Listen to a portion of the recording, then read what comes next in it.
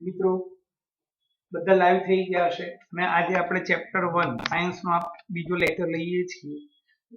આજે બીજો મહત્વનો તબક્કો ભણીશું વાવણી। તો આપણીમાં પાના નંબર 4 વાવણી સોઈંગ। વાવણી પાક ઉત્પાદનનો સૌથી મહત્વનો તબક્કો છે। વાવણી પહેલા સારી ગુણવત્તાવાળા બીજની પસંદગી કરવામાં આવે છે। સારી ગુણવત્તાવાળા બીજ સ્વચ્છ અને તંદુરસ્ત હોવા જોઈએ। ખેડૂત સારી ઉપજ કરવાવાળા બીજને પ્રાથમિકતા આપે છે।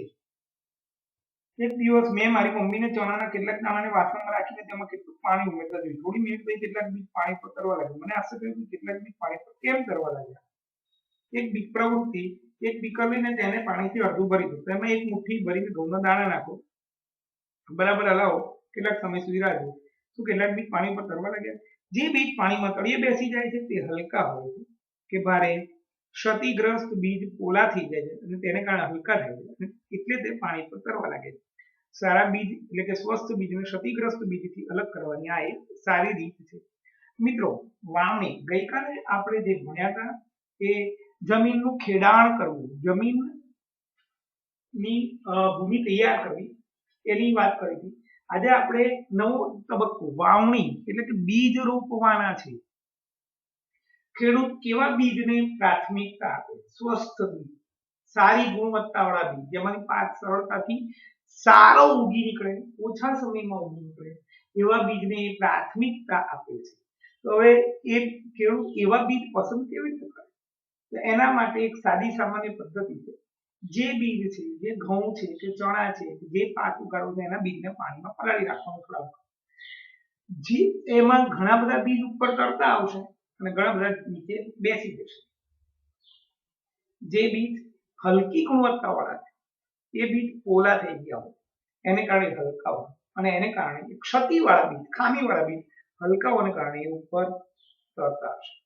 અને જે બીજ સ્વસ્થ બીજ છે, જે ક્ષતિ વગરના બીજ છે, ભારે બીજ છે એને કારણે પાણીમાં નીચે બેસી જાય છે। આ રીતે સારી ગુણવત્તાવાળા અને એટલે કે સ્વસ્થ બીજ અને હલકી ગુણવત્તાવાળા ક્ષતિવાળા બીજ અલગ કરવાની આ સીધી પદ્ધતિ છે। સારા બીજ એટલે કે સ્વસ્થ બીજને ક્ષતિગ્રસ્ત બીજથી અલગ કરવાની આ એક સારી રીત છે। વાવણી પહેલા બીજ રોપવાના ઓજારો વિશે જાણવું આવશ્યક છે। વાવણી પહેલા બીજ રોપવાના ઓજારો વિશે જાણવું આવશ્યક છે। આકૃતિ 1.2 A અને B, આ જે આકૃતિ છે આ પહેલી એ પરંપરાગત ઓજારોની આકૃતિ છે। આ જે આકૃતિ દેખાય તમને આ આકૃતિ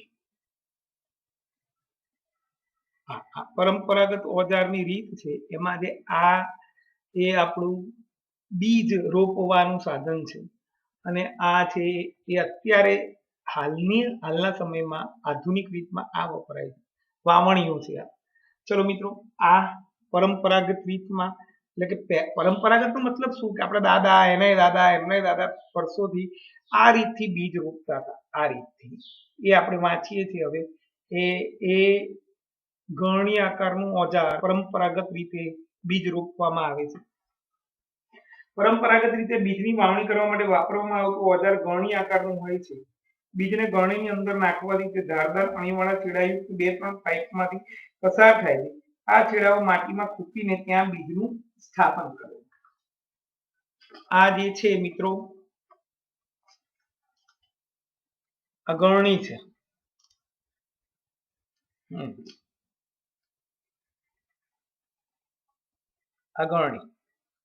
આ ગળણીમાં બીજ નાખી દે, પછી આ પાઇપલાઇન છે એ પાઇપલાઇન દ્વારા બીજ અંદર જાય અને પછી અહીંયા નીચે પાઇપ છે એમાં કાણા પાડેલા હોય, આ બળદ દ્વારા આગળ જાય એટલે એ બીજ નીચે જમીનમાં આ કાણામાંથી યોગ્ય અંતરે પડે। આ પરંપરાગત રીત છે। પરંપરાગત રીતે બીજની વાવણી કરવા માટે વપરાતું ઓજાર ગળણી આકારનું હોય છે। બીજને ગળણીની અંદર નાખવાથી તે ધારદાર અણીવાળા છેડાયુક્ત 2 કે 3 પાઇપમાંથી પસાર થાય છે। આ છેડાઓ માટીમાં ખૂંપીને તે બીજનું સ્થાપન કરે છે।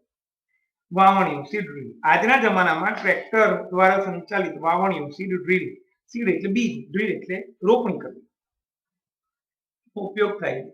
તેના દ્વારા બીજ સમાન અંતરે આ જે છે આ પાઇપ છે એની ઉપર અહીંયા ગળણીની રચના હોય, ગળણીમાંથી બીજ પડે એ આ બધા પાઇપમાં જાય, અહીંયા પણ કાણા પડ્યા હોય, આ જે દાંતા છે એ દાંતા વડે જમીન ખેડાય અને પછી આ બીજ એની અંદર પડી જાય. આ જેમ જેમ આગળ જતું એમ ચોક્કસ અંતરે બીજ પડતા જાય. આજના જમાનામાં ટ્રેક્ટર દ્વારા સંચાલિત વાવણીઓ સીડ ડ્રીલનો ઉપયોગ થાય છે. તેના દ્વારા બીજમાં સમાન અંતર તેમજ ઊંડાઈ બની રહે છે. સાથે સુનિશ્ચિત કરવાનું છે કે રોપણી પછી બીજ માટી દ્વારા ઢંકાયેલું રહે. એનાથી પક્ષીઓ દ્વારા બીજને થતું નુકસાન અટકાવી શકાય છે. સીડ ડ્રીલ એમાં ફાયદો શું થાય કે આ ખાડો કરે એમાં બીજ આવી જાય, પછી આગળ આવે એટલે અહીંયાની માટી બધી અહીંયા પૂરાઈ જાય, એટલે પક્ષીઓ એ બીજને જોઈ ના શકે અને પક્ષીઓ દ્વારા બીજ ખવાઈ ના જાય. એટલે આપણે જે બીજ નાખ્યા જમીનમાં એમાંથી સારું પાકું બીજ હોય, એનાથી પક્ષી દ્વારા બીજને થતું નુકસાન અટકાવી શકાય. સીડ ડ્રીલ દ્વારા રોપણી કરવાથી સમય અને મહેનત બંનેનો બચાવ થાય છે. મારી શાળા નજીક નર્સરી છે. મેં જોયું છે કે છોડને નાની નાની કોથળીઓમાં રાખેલો છે. તેમને કોથળીઓમાં કેમ રાખે છે? ધાન્ય જેવા કેટલાક છોડના બીજને પહેલા નર્સરીમાં ઉગાડવામાં આવે છે. છોડ તૈયાર થઈ જાય ત્યારે તેને મનુષ્ય દ્વારા ખેતરમાં રોપવામાં આવે છે. કેટલાક જંગલના વૃક્ષો તેમજ પુષ્પીય વનસ્પતિને પણ આ રીતે નર્સરીમાં ઉગાડવામાં આવે છે. બે છોડની વચ્ચેની ગીચતા રોકવા માટે બીજની વચ્ચે આવશ્યક અંતર હોવું મહત્વપૂર્ણ છે. એનાથી છોડને સૂર્યનો પ્રકાશ, પોષક તત્વો તેમજ પાણી પૂરતા પ્રમાણમાં પ્રાપ્ત થાય છે. અત્યંત ગીચતાપણું રોકવા માટે પણ કેટલાક છોડને દૂર કરી દેવામાં આવે છે. મિત્રો, હવે આપણે વાવણી વિશે આખી ટૂંકમાં લખું છું, વાવણી કે રોપણી. મહેરબાની કરીને ધ્યાન રાખજો, બહુ સરસ છે. અને એ લખ્યા પછી તમે જેટલું જેટલું જરૂરી છે બધું જ લખીશું આપણે. ચલો, ધ્યાન અહીંયા વાવણી અથવા રોપણી 2 માર્ક કે 3 માર્કનો સવાલ છે. વાવણી, જમીન તૈયાર થયા પછી ખેત પદ્ધતિનો બીજો મહત્વનો તબક્કો વાવણી રોપણી છે. વાવણી માટે ખેડૂતો કેવા બીજ પસંદ કરે છે? વાવણી માટે ખેડૂતો સ્વસ્થ, સારી ગુણવત્તાવાળા બીજને પ્રાથમિકતા આપે છે. મિત્રો, એને કારણે એમનો પાક સારી રીતે થઈ શકે, જે સ્વચ્છ અને તંદુરસ્ત બીજ હોય છે.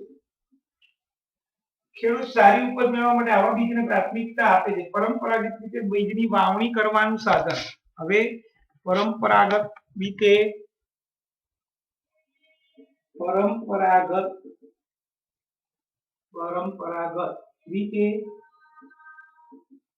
બીજની વાવણી કરવાનું સાધન ગરણી આકારનું હોય છે,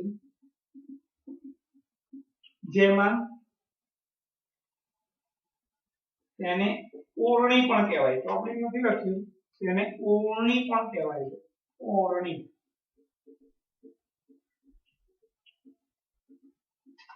ઓરણી કહે છે.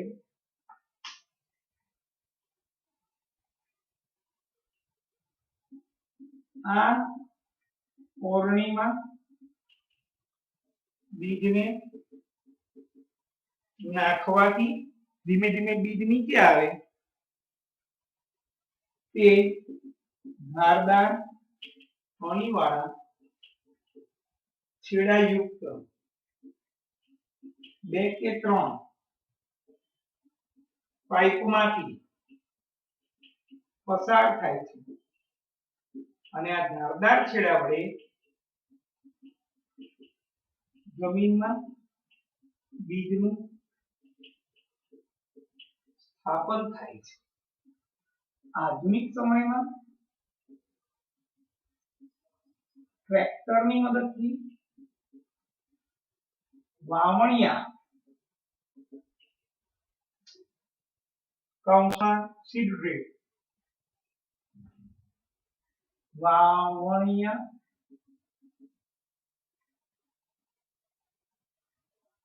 સીડ ડ્રીલ ની મદદથી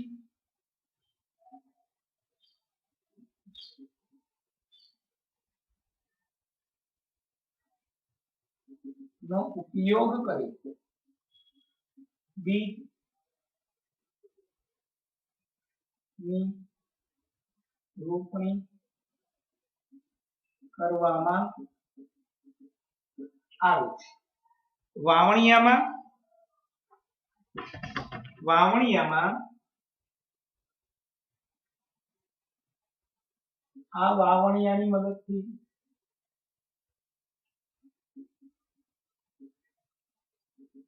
રોપણી કરવાથી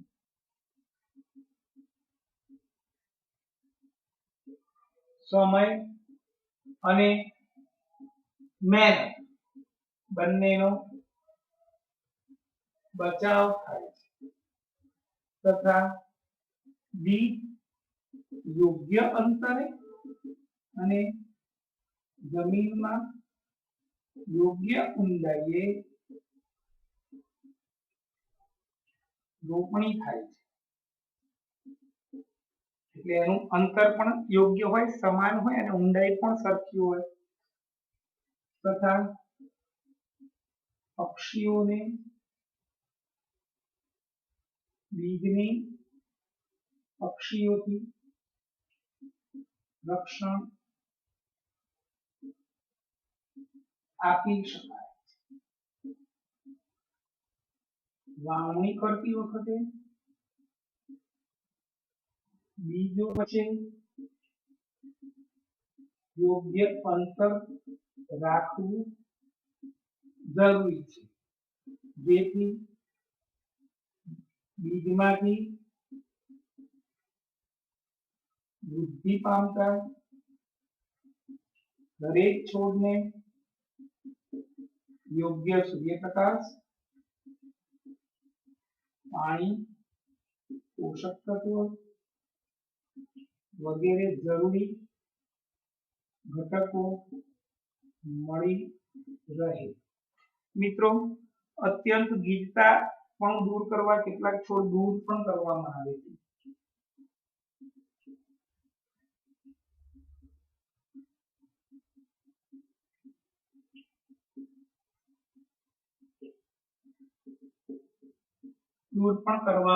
છે.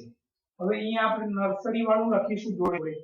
કેટલાક છોડ કે જે ધાન્ય અને શાકભાજીના કેટલાક છોડના બીજ પહેલા નર્સરીમાં ઉગાડવામાં આવે અને નાના છોડ થાય પછી એને ખેતરમાં ઉગાડવામાં આવે છે. ધાન્ય તથા કેટલાક ધાન્ય તથા શાકભાજીને બીજને નર્સરીમાં ઉગાડી એમાંથી નાનો છોડ બને પછી આ છોડને ખેતરમાં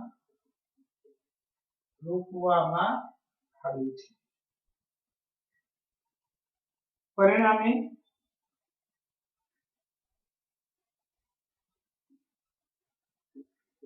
પાકનું ઉત્પાદન યોગ્ય અને સારું. મિત્રો, આ બધી વાવણીની વાત કરી, એમાં જોડે જોડે હવે નોંધ પણ લખી નાખીશું. નોંધ ક્ષતિગ્રસ્ત સ્વસ્થ બીજ અને ક્ષતિગ્રસ્ત બીજને અલગ કરવાની સરળ રીત.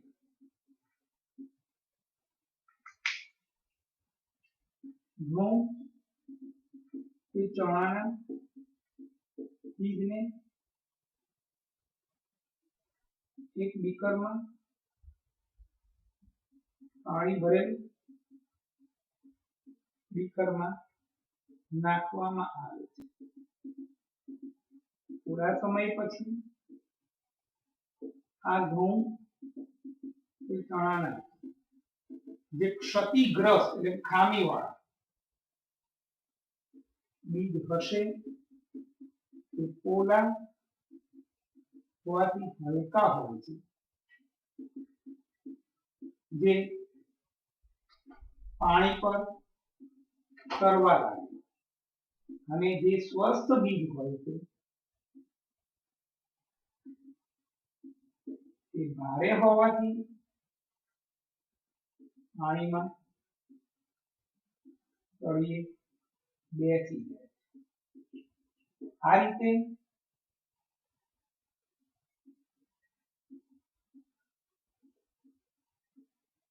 સ્વસ્થ અને ક્ષતિગ્રસ્ત બીજ અલગ કરી શકાય છે. મિત્રો આખું બોર્ડ વાવણી વિશે હતું. વાવણીઓ વિશે, ઓવણી વિશે, એના સાધનો વિશે આ બધું આખું બોર્ડ આવી ગયું. અને હવે આપણે નવા બોર્ડમાં ખાતર વિશેની માહિતી લઈશું. ફોટો પાડી લઈએ અને પછી આગળ કુદરતી અને કૃત્રિમ ખાતરની માહિતી આપીએ.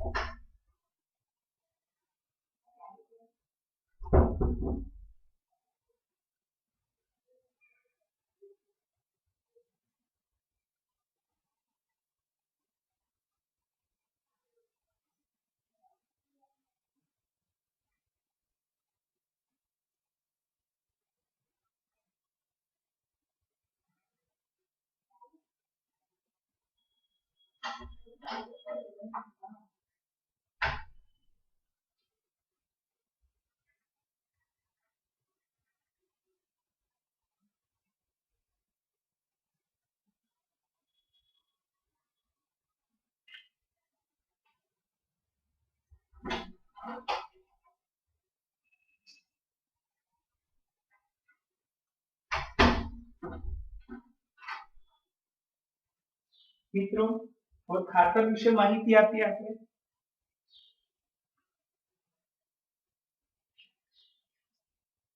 હવે ખાતર કેમ ઉમેરવું જોઈએ, પછી ખાતરના પ્રકાર, કુદરતી ખાતર અને કૃત્રિમ ખાતર, એમાં કુદરતી ખાતરના ફાયદા, કૃત્રિમ ખાતરના ફાયદા અને ગેરફાયદા, અને કુદરતી ખાતર કૃત્રિમ ખાતર કઈ રીતે અલગ પડે છે તે જોઈશું મિત્રો. ચલો, કુદરતી અને કૃત્રિમ ખાતર ઉમેરવું. વનસ્પતિના તંદુરસ્ત વિકાસ માટે યોગ્ય પોષક દ્રવ્ય સ્વરૂપે જે પદાર્થો માટીમાં ઉમેરવામાં આવે છે તેને કુદરતી ખાતર અને કૃત્રિમ ખાતર કહેવાય છે. વનસ્પતિના તંદુરસ્ત વિકાસ માટે પોષક દ્રવ્ય સ્વરૂપે જે પદાર્થો માટીમાં ઉમેરવામાં આવે છે તે પદાર્થોને કુદરતી ખાતર અથવા કૃત્રિમ ખાતર કહેવાય છે. મેં ખેતરમાં ઉગેલા સ્વસ્થ પાકને જોયો ત્યારે પાછળના ખેતરમાં છોડ નબળા હતા. કેટલાક છોડ અન્ય છોડની સરખામણીમાં વધારે સારી રીતે કેવી રીતે ઉગે છે? તો ભૂમિ પાક અને ખનિજ તત્વો પ્રદાન કરે છે જે પાકની વૃદ્ધિ માટે આવશ્યક છે. કેટલાક ક્ષેત્રમાં ખેડૂત ખેતરમાં એક પછી એક બીજો પાક ઉછેરે, ખેતર ક્યારેય ખાલી છોડતા નથી. કલ્પના કરો કે પોષક દ્રવ્યનું શું થાય છે. સતત પાકને ઉગાડવાથી માટીમાંથી કેટલાક પોષક દ્રવ્ય ઓછા થઈ જાય છે. આ ક્ષતિ પૂર્ણ કરવા માટે ખેડૂત ખેતરમાં કુદરતી ખાતર આપે છે. આ પ્રક્રિયાને ખાતર આપવાની ક્રિયા કહેવાય છે. અયોગ્ય અથવા અપૂરતા કુદરતી ખાતર આપવાથી છોડ નબળા પડે છે. કુદરતી ખાતર એક કાર્બનિક જૈવિક પદાર્થ જે વનસ્પતિ અથવા પ્રાણીઓના વિઘટનથી પ્રાપ્ત થાય છે. ખેડૂત વનસ્પતિ તેમજ પ્રાણીઓના નકામા દ્રવ્યોને એક ખાડામાં એકઠા કરી તેનું વિઘટન થવા માટે ખુલ્લા છોડી દે છે. વિઘટન કેટલાક સૂક્ષ્મ જીવો દ્વારા થાય છે. વિઘટિત પદાર્થોને કુદરતી ખાતર સ્વરૂપમાં ઉપયોગમાં લેવામાં આવે છે. તમે ધોરણ 6 માં વર્મી કમ્પોસ્ટ અથવા અળસિયાના ખાતર તૈયાર કરવા વિશે અભ્યાસ કરી ચૂક્યા છો. છાણિયું ખાતર પણ તમે ભણ્યા છો. કૃત્રિમ ખાતર એવા રાસાયણિક પદાર્થ છે જે વિશેષ પોષક દ્રવ્યોથી સમૃદ્ધ હોય છે. એ કુદરતી ખાતરથી કેવી રીતે અલગ હોય છે? કુદરતી ખાતરથી કેવી રીતે અલગ હોય? કૃત્રિમ ખાતરનું ઉત્પાદન કારખાનામાં કરવામાં આવે છે. કૃત્રિમ ખાતરના કેટલાક ઉદાહરણો જેવા કે urea, ammonium sulphate, super phosphate, potash, NPK, nitrogen, phosphorus, potassium છે. તેના ઉપયોગથી ખેડૂતોને ઘઉં તથા મકાઈ જેવા પાકની સારી ઉપજ પ્રાપ્ત કરવામાં સરળતા મળે છે. પરંતુ કૃત્રિમ ખાતરના અત્યંત વધારે ઉપયોગથી જમીનની ફળદ્રુપતામાં ઘટાડો થાય છે. તે જળ પ્રદૂષણનો પણ સ્ત્રોત છે. એટલે કે જમીનની ફળદ્રુપતા બનાવી રાખવા માટે આપણે કૃત્રિમ ખાતરના સ્થાને કુદરતી ખાતરનો ઉપયોગ કરવો જોઈએ. તો 2 વખત પાક લો તેની વચ્ચે ખેતરના કેટલાક સમય સુધી કંઈ પણ વાવ્યા વગર ખાલી રાખવું જોઈએ. કુદરતી ખાતરના ઉપયોગથી જમીનના બંધારણ તેમજ જળ ધારણ ક્ષમતામાં વધારો થાય છે તથા જમીનમાં બધા જ પોષક તત્વોની પૂર્તિ થાય છે. જમીનના પોષક તત્વોની પૂર્તિ માટે અન્ય એક રીત છે પાકની ફેરબદલી. તેમાં એક પાકને ઉછેર્યા બાદ ખેતરમાં બીજા અન્ય પ્રકારના પાકનો વારાફરતી ઉછેર કરવામાં આવે છે. ત્યારે ઉત્તર ભારતમાં ખેડૂતો કઠોળને એક ઋતુમાં ઉગાડતા હતા અને બીજી ઋતુમાં ઘઉં ઉગાડતા હતા. તેનાથી જમીનમાં નાઇટ્રોજનની પુષ્ટતા થતી હતી. ખેડૂતોની આ પદ્ધતિ સ્વીકારવા માટે પ્રોત્સાહિત કરવામાં આવે છે. અગાઉના ધોરણમાં તમે રાઇઝોબિયમ બેક્ટેરિયા વિશે અભ્યાસ કરી ચૂક્યા છો. એ શીંગની વનસ્પતિના મૂળની મૂળ ગંડિકામાં જોવા મળે છે. તે વાતાવરણમાં રહેલા નાઇટ્રોજનનું સ્થાપન કરે છે. કૃત્રિમ ખાતર અને કુદરતી ખાતરનો તફાવત. કૃત્રિમ ખાતર અકાર્બનિક ક્ષાર છે. કુદરતી ખાતર એક પ્રાકૃતિક ખાતર પદાર્થ છે જે છાણ, માનવના નકામા પદાર્થ તેમજ વનસ્પતિના અવશેષોના વિઘટનથી પ્રાપ્ત થાય છે. કૃત્રિમ ખાતરનું નિર્માણ કારખાનામાં થાય છે. કુદરતી ખાતર ખેતરમાંથી બનાવી શકાય છે. કૃત્રિમ ખાતરથી જમીનને સેન્દ્રિય પદાર્થો પ્રાપ્ત થાય છે. કુદરતી ખાતરથી જમીનને ભરપૂર માત્રામાં કૃત્રિમ ખાતરથી સેન્દ્રિય પદાર્થ પ્રાપ્ત થતા નથી અને કુદરતી ખાતરથી જમીનને ભરપૂર માત્રામાં સેન્દ્રિય પદાર્થો પ્રાપ્ત થાય છે. કૃત્રિમ ખાતરમાં વનસ્પતિની જરૂર નાઇટ્રોજન, ફોસ્ફરસ, પોટેશિયમ ભરપૂર માત્રામાં છે. પછી કુદરતી ખાતર વનસ્પતિ માટે જરૂરી પોષક દ્રવ્ય તુલનાત્મક રીતે ઓછા માત્રામાં હોય છે અને ઓછા પ્રમાણમાં ઉપયોગ કરવામાં આવે છે અને ઓછા પ્રમાણમાં વધુ પ્રમાણમાં ઉપયોગ કરવામાં આવે છે. આનાથી જમીનનું બંધારણ બગડે છે કૃત્રિમ ખાતરથી અને કુદરતી ખાતરથી જમીનનું બંધારણ બગડતું નથી. હવે કુદરતી ખાતરના ફાયદા. જૈવિક ખાતર કૃત્રિમ ખાતરની તુલનામાં વધારે સારું ગણવામાં આવે છે કારણ કે તેનાથી જમીનની જળ ધારણ ક્ષમતામાં વધારો થાય છે. જમીન છિદ્રાળુ બને છે જેનાથી વાયુ વિનિમયમાં સરળતા પ્રાપ્ત થાય છે. તે ફાયદાકારક સૂક્ષ્મજીવોમાં વધારો કરે છે. જમીનના બંધારણમાં પણ સુધારો કરે છે. આ રીતે મિત્રો કુદરતી ખાતર ખૂબ જ અગત્યનું છે. કૃત્રિમ ખાતર કરતા એના ઘણા ફાયદા છે. ચલો મિત્રો સ્ટાર્ટ કરીએ જ આપણે. પહેલા ખાતર કોને કહેવાય, ખાતરની જરૂરિયાત શા માટે છે, પછી કુદરતી ખાતર, એના નામ, એના ફાયદા ગેરફાયદા, પછી કૃત્રિમ ખાતર, એના ફાયદા ગેરફાયદા અને પછી બંનેનો તફાવત. આખો ટોપિક ખાતરનો અત્યારે લઈએ છીએ કે ખાતરના ટોપિકમાં ધ્યાન રાખજો, બહુ મજા આવશે તમને અને પાકની ફેરબદલી આટલો ટોપિક અત્યારે લેવાનું છે. ચલો સ્ટાર્ટ કરીએ છીએ આપણે. પહેલું છે ખાતર કોને કહેવાય અને પછી કુદરતી ખાતર, કૃત્રિમ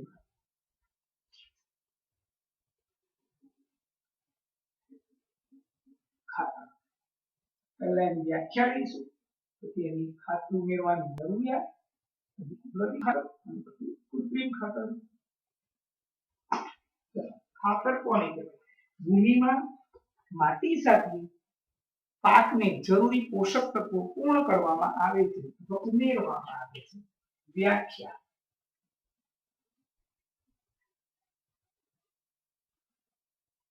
વનસ્પતિના તંદુરસ્ત વિકાસ માટે પોષક દ્રવ્ય સ્વરૂપે ભૂમિમાં જે પદાર્થોને માટીમાં ઉમેરવામાં આવે છે તે પદાર્થોને ખાતર કહેવાય છે. વનસ્પતિના તંદુરસ્ત વિકાસ માટે જમીનમાં પોષક દ્રવ્ય સ્વરૂપે માટી સાથે જે પદાર્થ ઉમેરવામાં આવે તેને ખાતર કહેવાય છે. ખાતર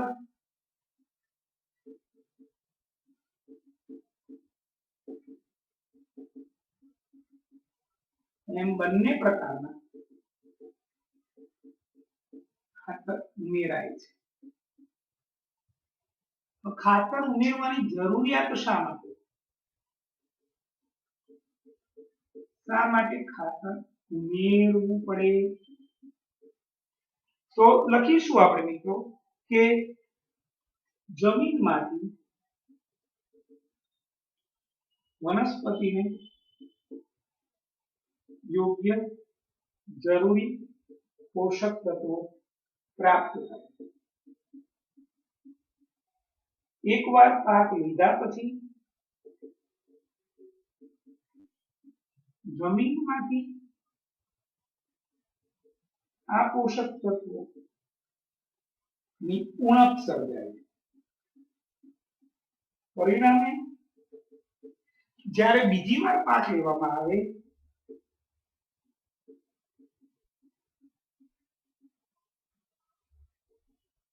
ત્યારે આ પાકને જરૂરી પોષક તત્વો ન મળે અથવા પૂરતા પ્રમાણમાં ન મળે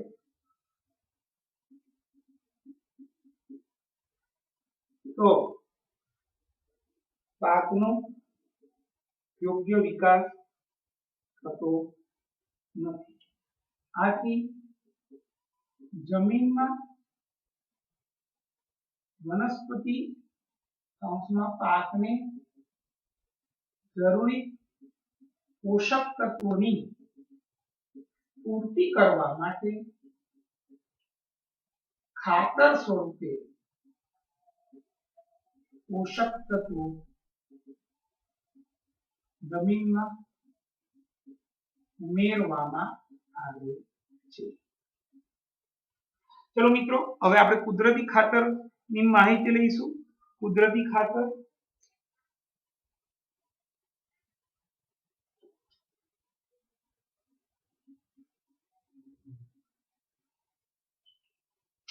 ખાતર એક જૈવિક ખાતર છે.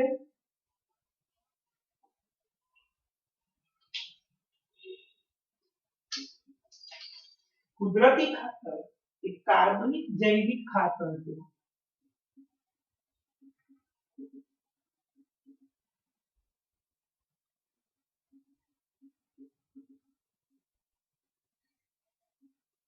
જેમાં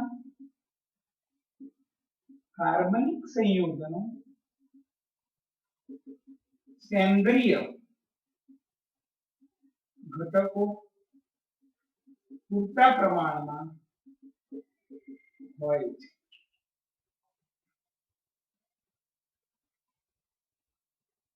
આ ખાતર સેન્દ્રિય પદાર્થોનું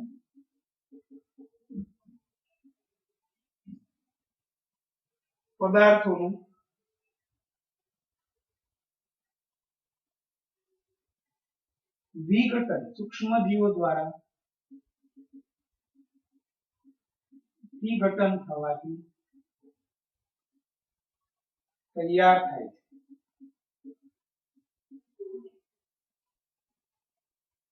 એના નામ કુદરતી ખાતર નામ વર્મી કમ્પોસ્ટ ખાતર, છાણિયું ખાતર, પછી અળસિયા દ્વારા તૈયાર થતું ખાતર, ગોબર ગેસ પ્લાન્ટમાંથી મળતું ખાતર,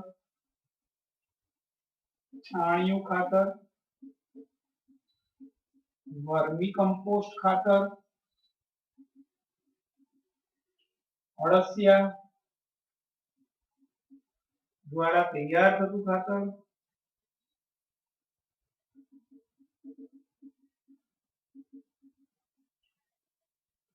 લીલો પડવાશ એટલે મિત્રો જે વનસ્પતિની ડાળી ડાકડા હોય એના ભાગો હોય એને કોવાળ કરાવે એનું અને સૂક્ષ્મજીવો દ્વારા વિઘટન કરાવીને એમાંથી ખાતર તૈયાર થાય. પછી ગોબર ગેસ પ્લાન્ટમાં તૈયાર થતું ખાતર. આ બધા કુદરતી ખાતર છે. કુદરતી ખાતરના ફાયદા લઈએ આપણે. ના ફાયદા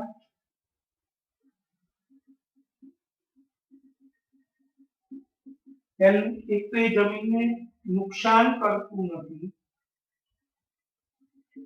વધારે વાપરીએ તો કુદરતી ખાતર જમીનનું બંધારણ સુધારે છે.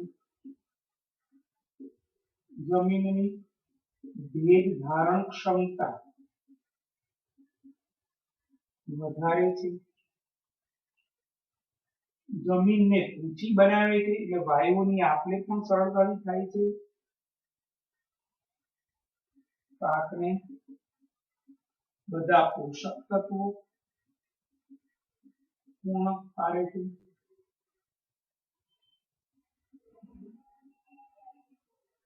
જમીનને છિદ્રાળુ બનાવે છે.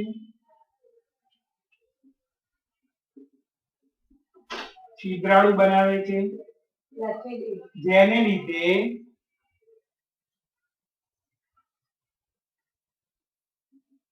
વાયુ વિનિમય સરળતાથી થાય છે. વાયુ વિનિમય એટલે વાયુની આપ-લે. ફાયદાકારક सूक्ष्म जीवोनी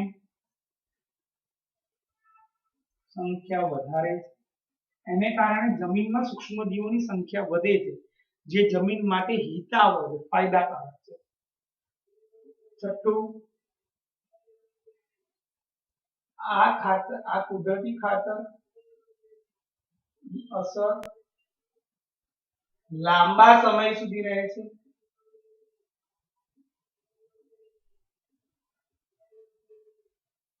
આથી વારંવાર નાખવું પડતું નથી.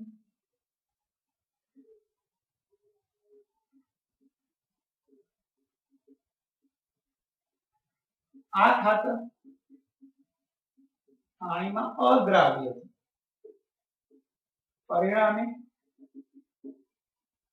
વરસાદના પાણીમાં ધોવાઈ જતું નથી. મિત્રો, આટલા ફાયદા કુદરતી ખાતરના છે. અને હવે આપણે કૃત્રિમ ખાતરની માહિતી મેળવીએ. કૃત્રિમ ખાતર એટલે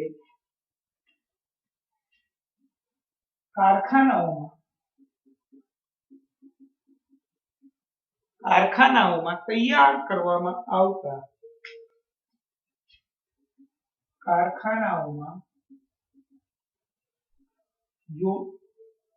જરૂરી પોષક તત્વ પૂરતા પ્રમાણમાં કારખાનાઓમાં તૈયાર કરવામાં આવતા એવું ખાતર જેમાં ચોક્કસ પોષક તત્વ જ પૂરતા પ્રમાણમાં હોય તેને કૃત્રિમ ખાતર કહે. કૃત્રિમ ખાતરના ઉદાહરણ યુરિયા, પછી ammonium sulphate, super phosphate, ammonium sulphate, super phosphate, NPK, nitrogen, potash, phosphorus અને પોટાશ. આ નાઇટ્રોજન, આ ફોસ્ફરસ ને કે એટલે પોટેશિયમ, પોટાશ. એ સિવાય ડાયએમોનિયમ ફોસ્ફેટ,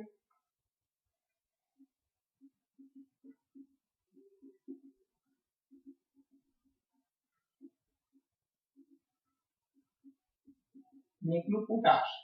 આ એના ઉદાહરણ થયા મિત્રો. હવે એના પણ ફાયદા છે અને ગેરફાયદા પણ છે, તો એ લખી નાખીએ આપણે. ફાયદા તથા ગેરફાયદા.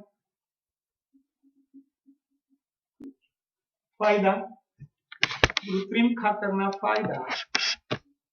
પહેલું, એમાં ચોક્કસ પોષક તત્વો ખૂબ જ મોટા પ્રમાણમાં મળે અને પાણીમાં દ્રાવ્ય હોવાથી સિંચાઈ વખતે જમીનને જરૂરી ચોક્કસ પોષક તત્વ યુક્ત કૃત્રિમ ખાતર જમીનમાં આપવામાં આવે છે. એટલે જ્યારે પાણી નાખીએ એ વખતે પાણીમાં જ મિશ્ર કરી નાખવાનું અને સિંચાઈ આપીએ ત્યારે એ પાણી જમીનમાં જાય એટલે જમીનમાં એની પૂર્તિ થાય.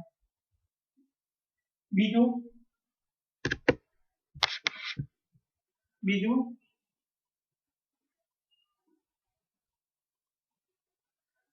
આ કૃત્રિમ ખાતરથી જમીનની ફળદ્રુપતા અથવા જમીનની જે પોષક તત્વની ઉણપ છે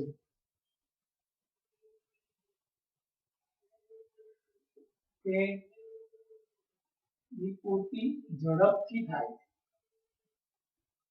પરિણામે પાકની વૃદ્ધિ ઝડપથી થાય છે।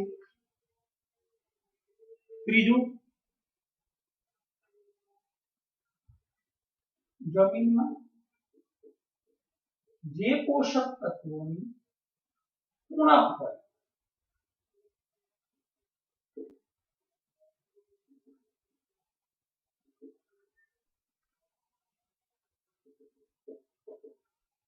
તેનું જ કૃત્રિમ ખાતર આપી શકાય છે। મિત્રો, આ ફાયદા હતા, એની સાથે આપણે હવે એના ગેરફાયદા પણ લઈ લઈએ।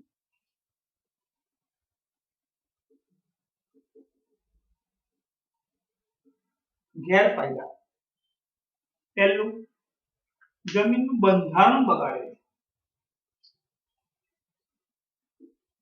આપણે એક જ વસ્તુ વધારે ખા કરીએ તો આપણા શરીરમાં એની જથ્થો વધતો જાય, પણ એની સામે જે બીજા તત્વો હોય એની અસર ઓછી થતી જાય। એટલે જમીનનું, આપણે એક સાથે 20-25 બદામ ખાઈ ગયા, રોજ 10-10, 15-20 બદામ ખાઈએ, એવું ના બુદ્ધિ વધી જાય, ઉલટાનું ડાયરિયા થઈ જાય, એટલે શરીરનું બંધારણ બગડી જાય। એટલે કે જમીનનું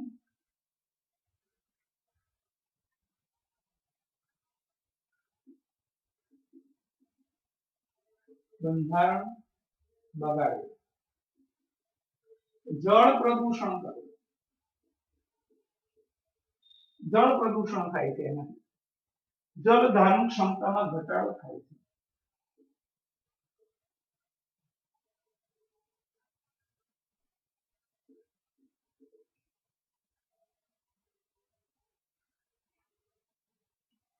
અને આ કૃત્રિમ ખાતર